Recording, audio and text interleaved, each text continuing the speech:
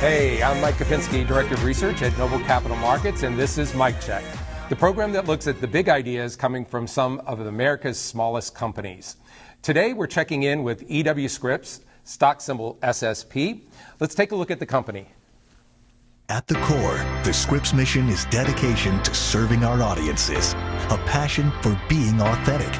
That's how we got our start. And today, our light has never shined so bright. Changing with the times is our culture. We evolve. We're out in front with new ideas, new ways of using technology, and what's truly important right now to the people we serve. We're fighters for the First Amendment, committed to journalism and impactful storytelling, to connecting with and entertaining our audiences, to serving businesses locally, nationally, and internationally, to providing great content across any platform where consumers want to find us. It's what they expect and better trust us to provide. As leaders in the media industry, we're not afraid to take chances. From coast to coast, we're local media brands embedded in our communities. We're national media brands, Newsy, the Cates Networks, Stitcher, and Triton. We're celebrating the next generation with the Scripps National Spelling Bee and deliberate about giving back with the Scripps Howard Foundation. At the core, the Scripps ethos is simple. Give light, and the people will find their own way. So let's meet the management of E.W.Scripps. And with us today we have Lisa Knutson, the Chief Financial Officer. So I can remember when I used to watch Happy Days, and I was in diapers then, which I believe were happy days for the TV industry as well. That show garnered a 31 to 32 average rating, and for our viewers, each rating point represents a percent of U.S. television households.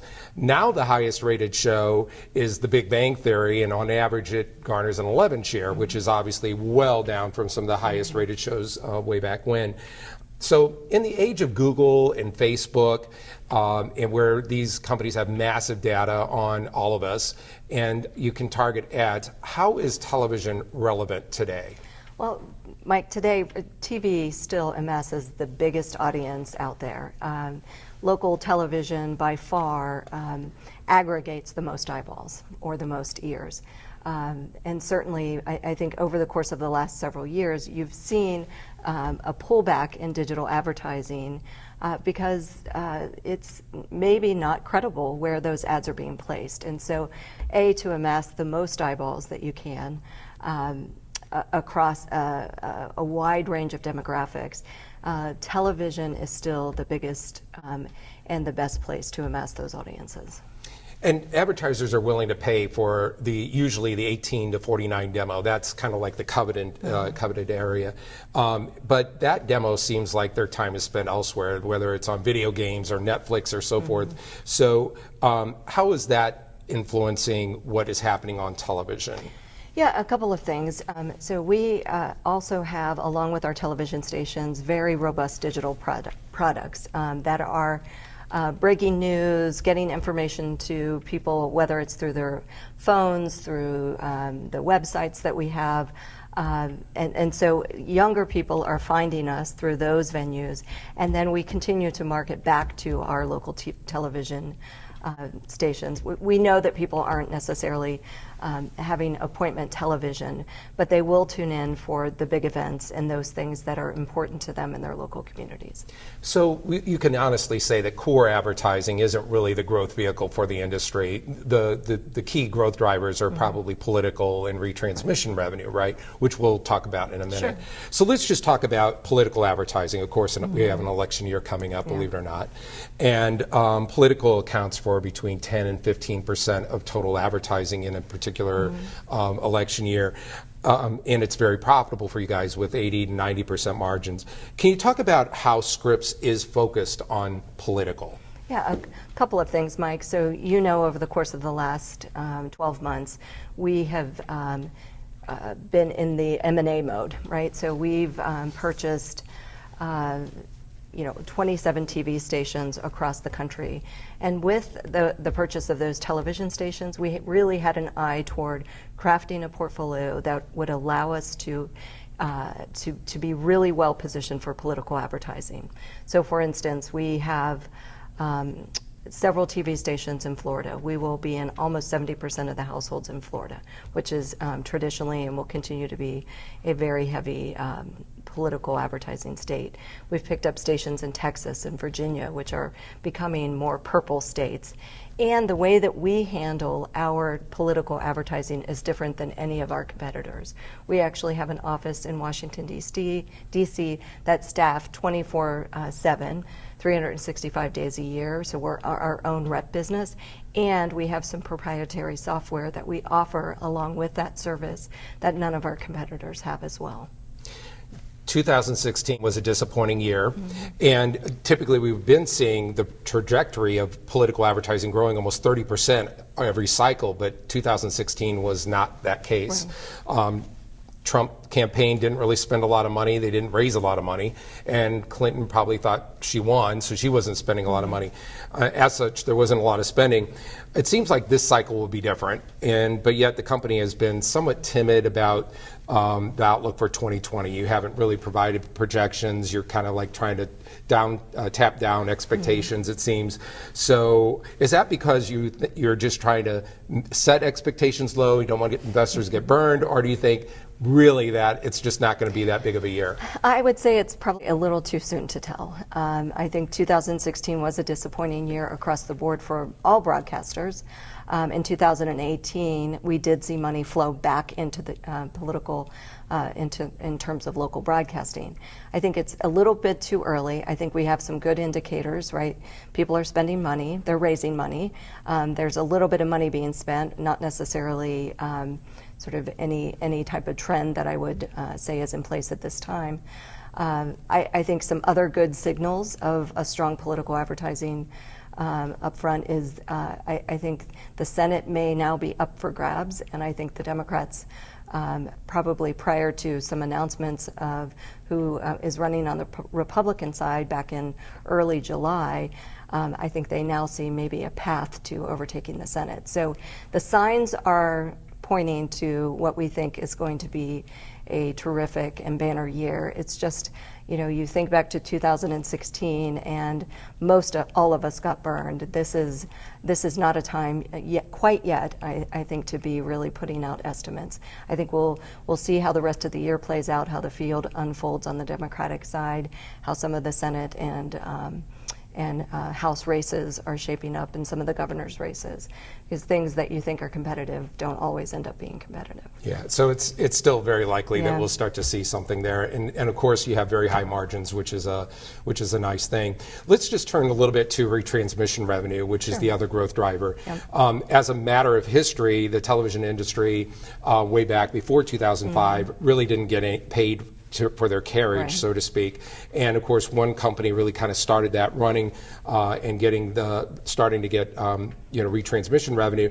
Now retransmission revenue has become such a significant part of a TV station's revenue, 33 to 45% in some cases, and it has pretty decent margins. So you have a very big opportunity in 2020 in retransmission revenue. So I was wondering if you can talk a little bit about that. Well, and just if you look back over the last 5 years for Scripps alone, our retransmission has grown at a CAGR of 35% a year, which is very great, terrific growth. And looking to 2020, we do have a terrific story. So we have some legacy contracts where we were getting paid really nothing, zero, in terms of retransmission revenue that will step up in 2020 at the end of 19. We also have, in addition to that, 50% of our subs will be renewing in 2020. So by let's say the beginning of third quarter in 2020, we will have stepped up to new rates as well. Those are not negotiated at this point in time, but I mentioned earlier all of the M&A we've been doing. That is, our hope is to use the leverage we have gained and being really the fourth largest broadcaster in the U.S. to really utilize that leverage to really pick up some pretty good momentum on our retransmission revenue. And in terms of just kind of looking back, you mentioned the other 50% of your subs renewing next year. I think the concern of some investors are that that we're starting to see some pushback from the cable operators and satellite providers where we're actually seeing the stations go dark because they can't come to terms on the rate. Does that worry you in terms of what we're starting to see, some pushback from the cable industry? Have we gone too far in terms of retransmission rates at this point?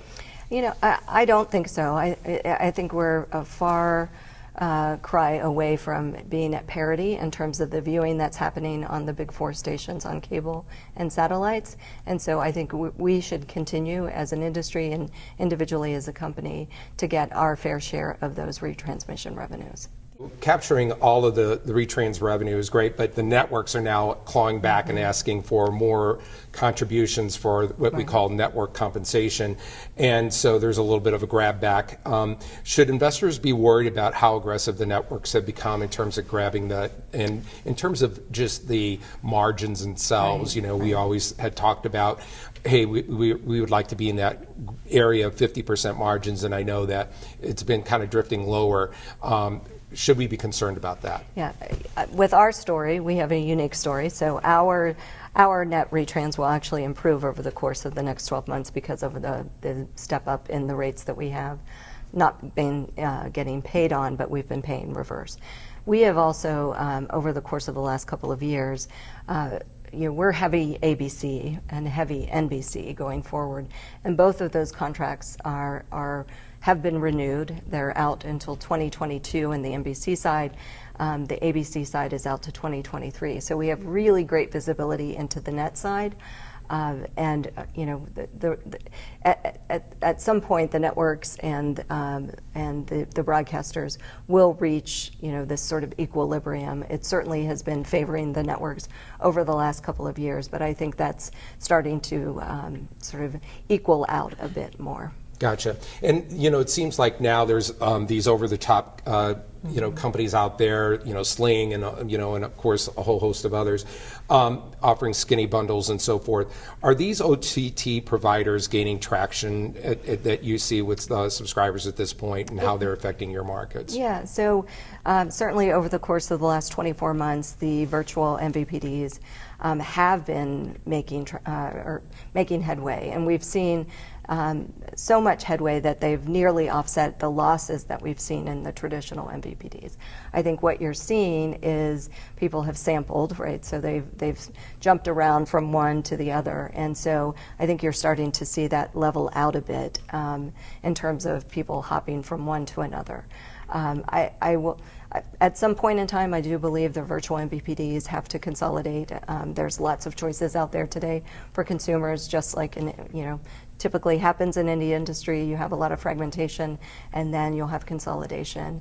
And I think you'll settle into sort of a top few that viewers are partial to. Gotcha. And the important part is that it doesn't matter to you if they're watching your station on OTT platform versus cable or satellite, because the economics are the same in terms of retransmission revenue. That's correct. Right. So the broadcast industry has benefited over the years from deregulation, obviously, and we've seen, you know, obviously just a rush of acquisitions to grow to the current cap.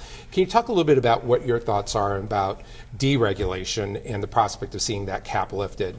Yeah, I mean, I don't think that we'll see anything before the election of next year.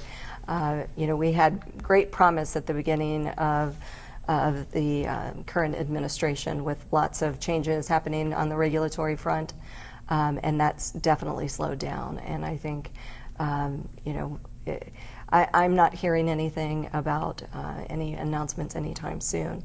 So I think where we are today is probably where we'll be through the election time. Gotcha. Yeah, politics gets in the way, doesn't it? Before we leave TV, can we talk a little bit about the new broadcast standard? And I always screw this up, ATSC 3.0? Yes. Okay, and so the new broadcast standard has been out there for a while, and there seems like there's been test markets and progress made. Have we seen, maybe you can talk a little bit about where you see this rollout. How long do you think it's going to take, and then whether or not there's been some compelling business models that kind of evolved at this point, because I know that it's been a little early for that, but I was just wondering if you can just give us your thoughts. Sure. So last year, I think some of the first markets were test marketed, markets like Phoenix, where we have a big ABC station.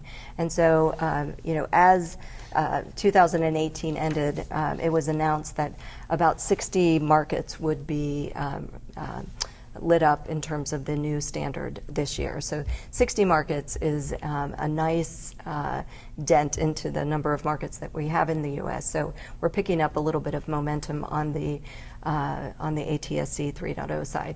I would like to point out, and you know this, that because of the repack of the that happened because of the spectrum auction, as we are implementing the repack, we are also updating our technology to be ATSC 3.0 compatible, which the government is reimbursing us fully for those dollars. So those are capital dollars that we invest, but the government pays us back. So that's an important point. At this point, Mike, I can say I think there is a lot of anticipation for businesses that can be built on the back of ATSC 3.0. To this point, there has not been any of those businesses have come to fruition. So let's talk a little bit about the national segment. Sure. And what's great about Scripps is that you've always taken cash flow from your traditional businesses and very entrepreneurial, I'll say that right, entrepreneurial, that you established and began other businesses and became very profitable. And of course, HGTV and Food Network is being one of those. You started into a national media segment. And so why are you investing in the national media segment and not more in television, where you know what the returns are at this point? Yeah, I would say we're doing both. Let's talk a little bit briefly about a couple of these. So Kate's Media, which is, I thought, a great acquisition, mainly because the broadcasters have all these digital channels, so they have all the spectrum, and of course they can compress the signals and have more channels, and so they need something to put on them. And Kate's is right there with a bunch of different channels. The question is, are you maintaining or growing margins in Kate's? Are you in investment mode? I know that you launched recently Court TV, and so was just wondering if you can give us a little bit of an outlook on what your thoughts are on Kate's. Yeah, Kate's has performed extremely well. So we bought Kate's at the end of 2017. We indicated that they would be growing in the high teens, and I think they've outperformed that over the course of the last several years and quarters as well. We did launch Court TV, an iconic brand that's been off the air for over 10 years. We purchased the IP for Court TV over a year and a half ago, and really set to relaunch Court TV, which we did in May. So we're in a little bit of investment mode on the Kate side. We indicated that we would be investing between $10 to $15 million this year, some of that in operating expense and some of that in capital, to really launch, to get Court TV launched off on a really good foot. And we're so pleased. We're seeing great viewership, but more importantly, the distribution. We had expected to be in 60% or more of households by year end. We're now happy to say that we'll be in over 90% of households by year end. So tremendous, probably the fastest and best launch of any multicast channel ever. And I think people, want their Court TV. So can you describe your strategy at this point in terms of your podcast? Yeah, so I think there's two things. Stitcher is our podcast company, and Triton is our digital audio, and they're broader than that. So I'll talk about Stitcher specifically because that's really in the podcasting space. So Stitcher, we are now what I would call vertically integrated. So we have content, we have owned and operated content that we're monetizing. We also own a rep firm, so we're monetizing not only our owned and operated content, but also content we're repping other shows. And we have a distribution platform in Stitcher. So in Stitcher, we have both, it's a podcasting app, we also sell advertising in the app, and we have a premium service. And now with Triton in the fold, we also have the infrastructure and potentially the measurement side of podcasting as well. So podcasting is growing. It's expected to be over $1 billion by 2021. The industry itself, we have been the leader certainly in many of those areas, and we see the attention of others coming into this space as validation that we saw something a lot earlier than others did in a growing and expanding marketplace. And just briefly about Newsy, right? That's your other network. I was just wondering, is Newsy gaining traction now? I know that you have it on cable, but there's a lot of other services for news these days. And so how is it doing? Yeah, Newsy is doing great. Newsy in particular is growing the fastest on OTT. And that's where we're seeing probably a 20-year difference in the age of the viewer on OTT versus cable. So young people, millennials, want to watch news and want to have news as part of what they consume on a daily basis. They just want it differently than what's provided by the traditional networks. And so Newsy's growth on OTT, of the growth that we've seen at Newsy, 85% of that growth is really on OTT platforms where younger viewers are gravitating to watching. So the company stepped on the accelerator of acquisitions, and obviously you have more debt than the company has ever had, and more levered than you probably ever had that I can remember. Yeah. Can you talk about levering up and whether or not it makes sense at this point, and what is your path towards paring down debt? Sure. You have some opportunities there. Absolutely. So Mike, we really saw an opportunity after deregulation and a couple of things. We knew we were having a step up in our retransmission rates in early 2020. That was a margin expander. We also knew that 2020 would be a great year from a political advertising perspective. And as I mentioned earlier, 50% of our subs renew in addition to the others that step up early in the year. So we knew levering up at a time when, one, there were actually deals to be had, knowing that there would be a scarcity of resources, scarcity of deals beyond the deals that were happening in the last 18 months. So we felt like it was the right time to stretch our balance sheet. We had signaled for probably the last 2 years that we would be willing to stretch our balance sheet for the right opportunities, knowing that we had a very clear path to delever. So by the time the Tribune, Nexstar, divestiture stations close, we'll be at about 5.3, which is higher than what we've been probably for quite some time, if ever. But we are there knowing that we have a very clear path to delever. I indicated, I think on our last earnings call, by the end of 2020, we expect to be in the mid to low 4s in terms of leverage, and we'll keep going from there. So it's our number one priority from a capital allocation perspective going forward is to pay down debt. So if I had a little crystal ball here and we looked forward 5 years, how do you think Scripps will look like in the next 5 years? You know, I think we'll continue to grow as a broadcaster. You know, we'll continue to, what I would say, sort of tweak our portfolio as, you know, making sure that we have the highest performing portfolio that we can. We'll also be a bigger player, I would imagine, in the digital audio space. As a leader today, we'll continue to see that growing. So that's both Stitcher and Triton. I think the Kate's networks and Court TV, I think are just going to continue to grow and expand. And I think we will be back to a more flexible balance sheet and back to having the best balance sheet in the business.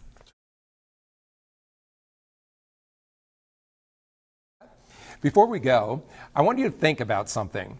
The largest company in the world is an American company, started by 2 guys in a garage.